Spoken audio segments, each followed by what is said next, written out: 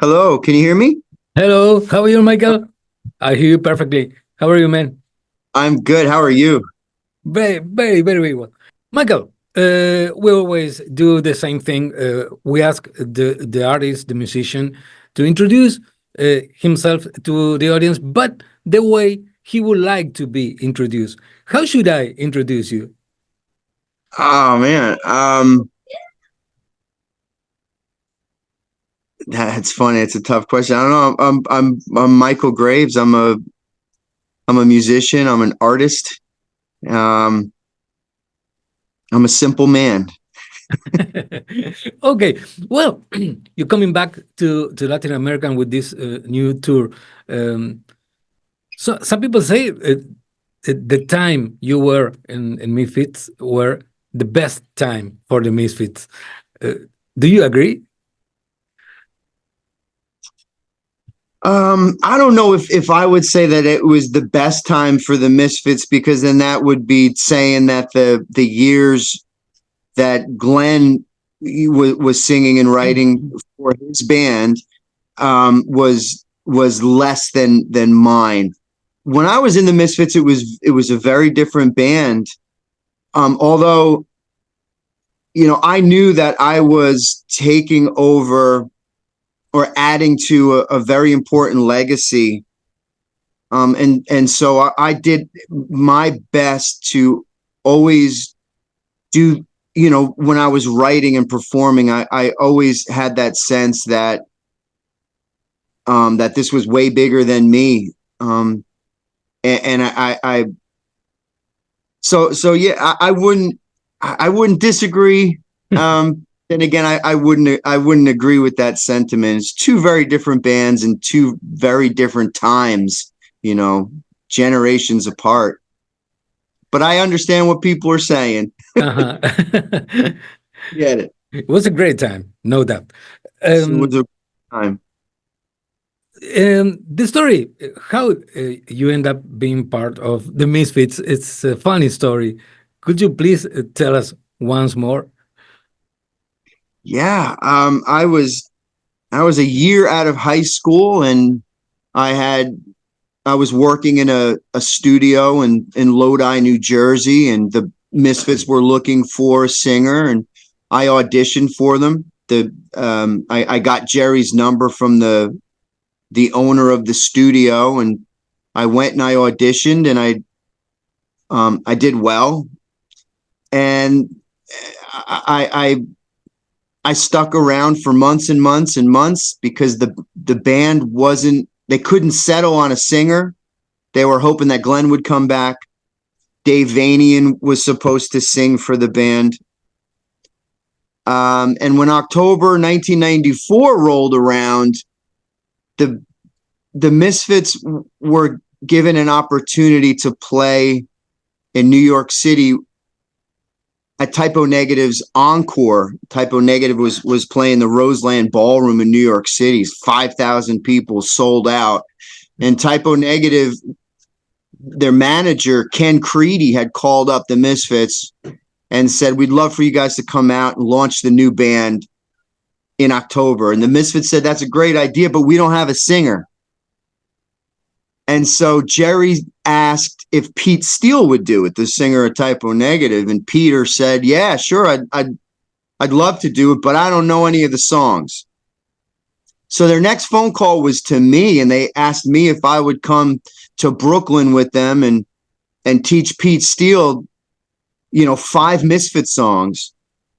I was a huge Typo Negative fan. I was a really into the hardcore scene, the New York City hardcore scene. So Typo Negative was one of my favorite bands in the world. So this was huge. I was beside myself. So we went to Brooklyn and we set up our stuff at Typo Negative's space, and I started singing and teaching Pete the songs. And about 45 minutes into this rehearsal that we were doing, Peter stopped everything and he put his arm around me and he said, "This is your singer. This kid is your singer.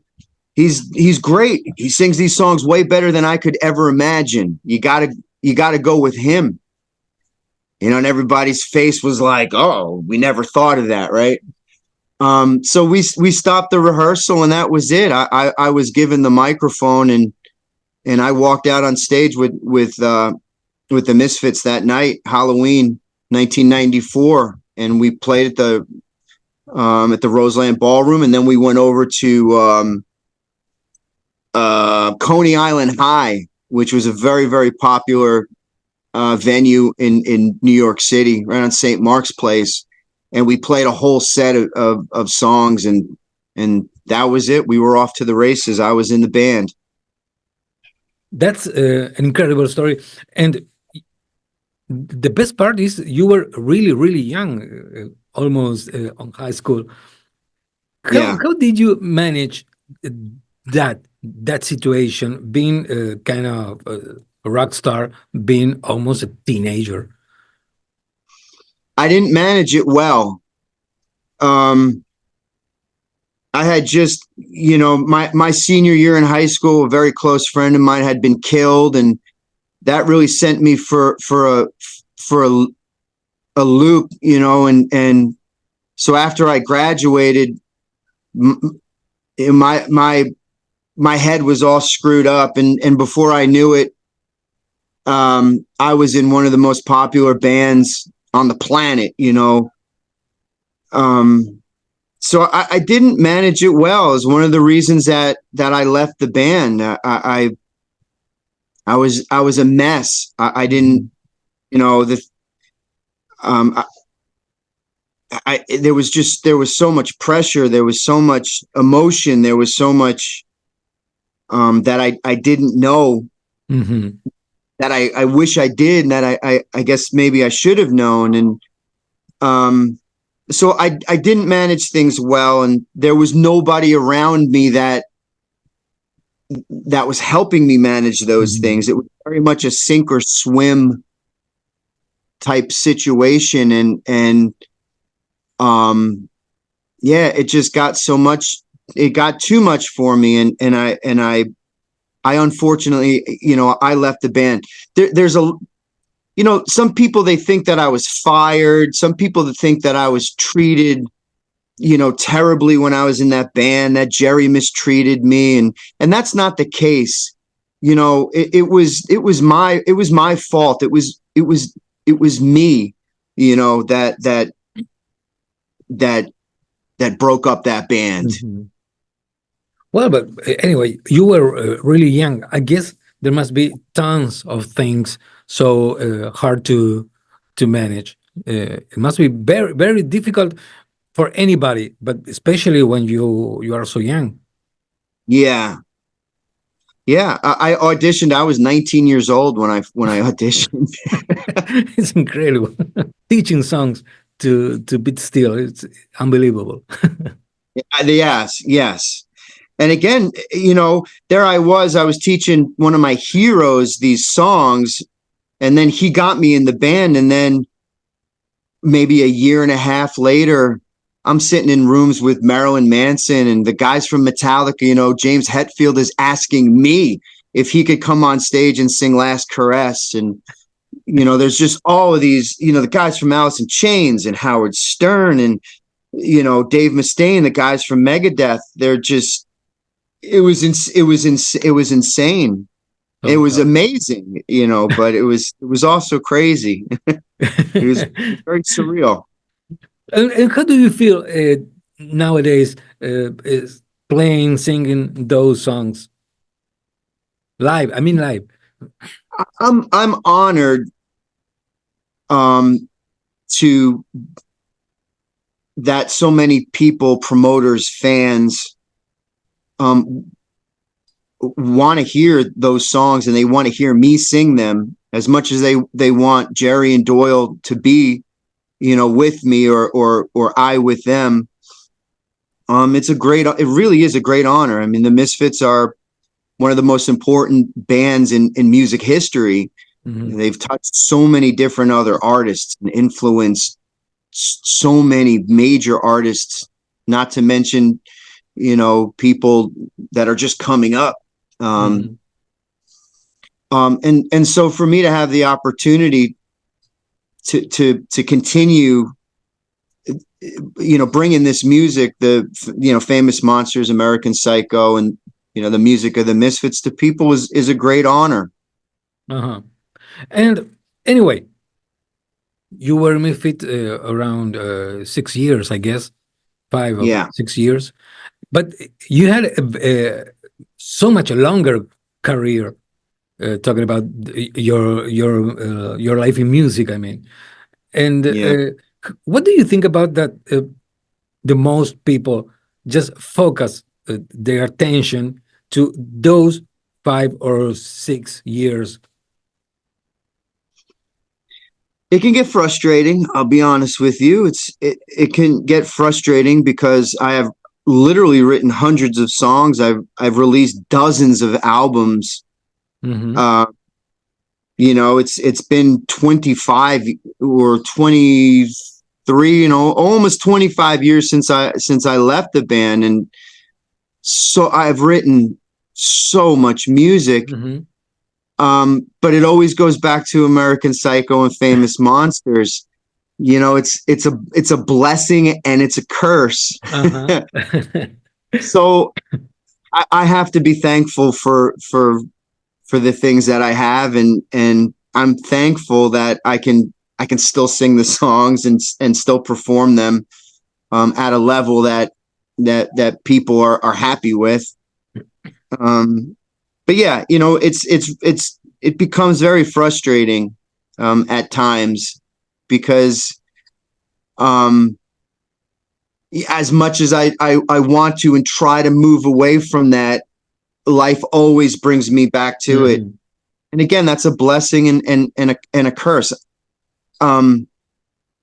It's really, really amazing when I go out on the road, like when I come to South America or Mexico or, Europe or, even in the States, and there's 15 and 16-year-olds that, kids that weren't even alive when I was with the Misfits, and they love this music and it inspires them, and it's it's a part of their lives. And so that's magical to me. I can remember if it was Paul Stanley or Gene Simmons talking about Kiss. At some point, they said that they didn't want to make a new record because the people didn't want to hear the new songs. They just want to hear the old classic songs, and they pay for that, and they go to see them live for those songs, and nobody gives a damn for new material. It's, I guess, it has, as you said, two sides: a bright side and other not so bright side. Yeah, no, I get that. I totally get that. I'm getting older. I'm almost 50 years old now. I mean, yeah, I would love to have the ability, the support of a company, support of a business that would help me with, my vision of music and the things that I want to do, but that just never really came to fruition. And so, I try to be happy with what I have, but as an artist, it gets very frustrating at times. Yeah, I think so. And I was mentioning Kiss. I don't know, Yeah. Black Sabbath, Iron Maiden, Metallica, all those guts. Yeah. When they stopped, one day everybody's gonna stop. Yeah. Later, what? I don't know, right? I mean, who comes up next? There's no young Ozzy Osbourne, and there's no young band that resembles Kiss, or again the greatness of Metallica, or the insanity of Megadeth, and there's nobody to replace all of these people. I mean, again, like look at the Rolling Stones. Those guys are like 100 years old, and God bless them, they still play amazing. But there's no band, there's no young Rolling Stone. So I don't have an answer for that. Where's the you know, the replacements, right? I mean, and not the replacements, but the greatness that we've seen in music is just, it's not there. It's not there anymore. And I think that has a lot to do with culture, and that has a lot to do with technology, and just the way that the world has changed, and the attitude of the industry and what it's done, and the artists that it's focused on, and the values that it promotes. You know, there's a lot of poison, I think, in the atmosphere, if you will, and that's one of the. I think that's one of the reasons. You know, back then, I mean, you look at films of like Led Zeppelin again, or Ozzy, Black Sabbath when they were young. You know, an artist, again, I know it's a different genre, but like a Bob Dylan, and you watch these old tapes of them and you're just like, oh my God, you can sense the greatness, the simple greatness of it. And so that's what was extracted, and that's what's grown into into these beautiful things. But the industry changed, and it was, you know, I think that it was different. The energy went into artists and values and things that don't cultivate longevity and true greatness in the art of songwriting and performance. And you know, it's, so I don't know what happens afterwards. Once all these artists are gone, I don't know. I hear a lot about AI and using artificial intelligence and these holograms, which is crazy because, you know, again, back in the day, they didn't have a lot of machines. Led Zeppelin didn't have machines. Kiss didn't have all these machines. Rolling Stones, they didn't have all these machines to help them write music. It was the heart and soul, you know, 3 chords and the truth. It was the truth of rock and roll that made all this so great. And we're far, far from that. Yeah. And you mentioned 2 things. I agree totally that are related to these changes. Society, I guess it's a culture phenomena, and technology. Nowadays, everything is too fast. Everything must be in 10, 12 seconds, and that's all. I don't think, I don't know, maybe Pink Floyd, if they will start today, there will be nothing successful. I agree with you. I really agree with you. I'm fortunate enough to remember, you know, when I went into the studio when I was young with the Misfits, automated sliders on the mixing board was a mind-blowing thing. And you're right, society and culture now, it really does, it moves so fast that there isn't that time to develop and really, again, cultivate the energy of the bands that we love. I agree with you. If Pink Floyd was a brand new band now, I mean, people, they would probably be looked over, and people don't take the time to go that deep, you know? Yeah. Even things, simple things like, I don't know, opening a vinyl, smell it, read the lyrics and things like that. They are all gone. Yeah.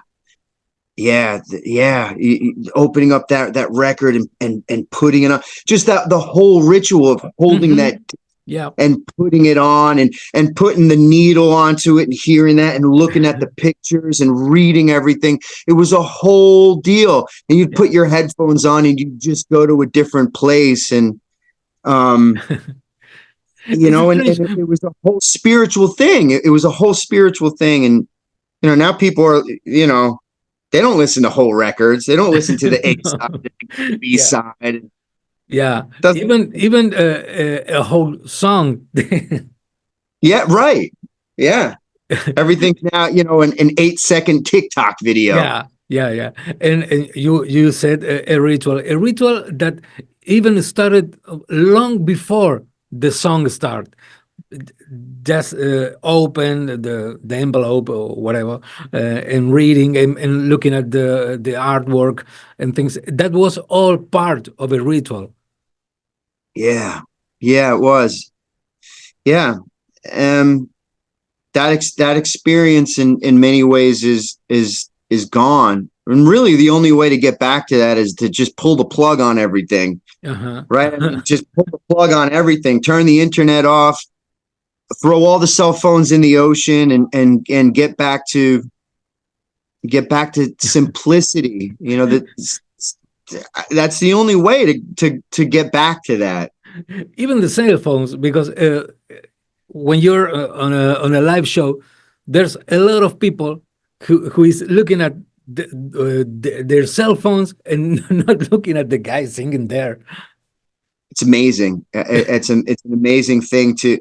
Again, when I started with the Misfits, barriers in front of the stage weren't even a thing. There was no such thing as putting barriers on the stage. And I just played in Mexico a couple of weeks ago, and we were playing Mexico City in front of thousands of people. And if there was 2,000 people in that room, about 1,500 of them had their phones up, and it really is a strange phenomenon that. I mean, are people really going home and then watching the whole concert again on their phone? It's almost like, people want to capture, so they don't feel like they can really hold on to these memories and hold on to these things, these experiences, without having that part of them, that phone, where they just need to hold that up and have it channel through the phone, which is crazy. I really think that the world would become a better place if we got rid of 80% of this technology that we have. Yeah. Michael, well, October, you'll be here in Argentina. What can the fans expect for that show? Well, again, I'm coming to play American Psycho, Famous Monsters, pretty much in their entirety, and fans can expect what I've always brought. My whole heart and soul. I bring everything I got to the stage. Lots of singing, lots of smiling, and just a great experience for everybody. A great experience. And put down the phone. I want everyone to put their phones down. Oh, thank you very much, Michael. All the best for you, man. Brother, I'll see you soon. Goodbye. Bye-bye.